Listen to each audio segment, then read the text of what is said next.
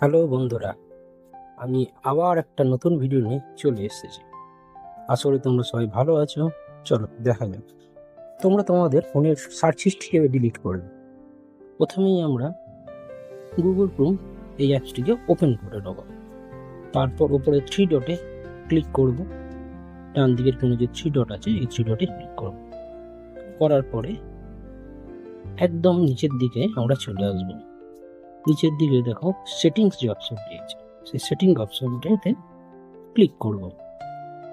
তারপর আমরা search engine এই যে অপশনটি আছে এই অপশনটিতে আমরা ক্লিক করব। করার পর নিচের দিকে যে ডাক গো এই যে অপশনটি আছে এই অপশনটিকে অ্যালাউ করে দেবো। তাহলে আমাদের কাজটি কমপ্লিট হয়ে যাবে। এছাড়াও আর এক রকম ভাবে তোমরা তোমাদের সার্চ হিস্ট্রি ডিলিট করতে পারবে। চলো দেখি সেই অপশনটা। এখান থেকে প্রাইভেট অ্যান্ড সিকিউরিটি এই অপশনটিতে ক্লিক করতে হবে।